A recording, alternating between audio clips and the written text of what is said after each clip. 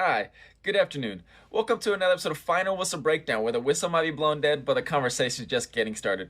In the last couple days, we saw emerging reports that Mike McDaniel, the former Dolphins head coach, is doing interviews for the Detroit Lions offensive coordinator role, a role that is coveted from many people around the league, such as offensive minds and offensive schemers, something that would bring them opportunities later, such as Ben Johnson becoming a head coach for the Chicago Bears. You make that offense number one again, and you will guaranteed get head coaching roles again.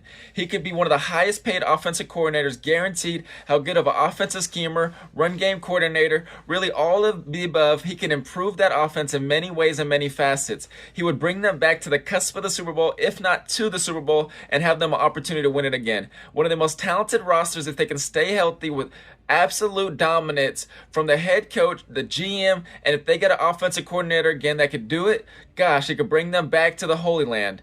This is something the city needs, the NFL needs, and the city and the NFL is better when Detroit is dominant, just as they were last year with 15 wins in the regular season. After this year, they've had a bad luck with injuries, and if those injuries can stay subsided, they will have a phenomenal chance.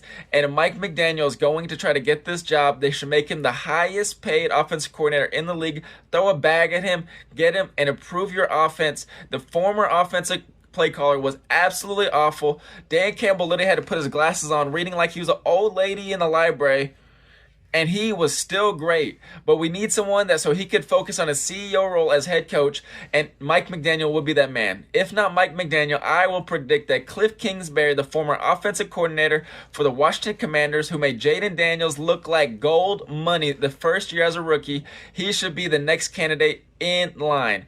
Those two candidates would really bring that offense back to the brink of amazing and back to the brink of the number one offense in the NFL. Bring the running game, the passing game, make Jared Goff look like an MVP candidate.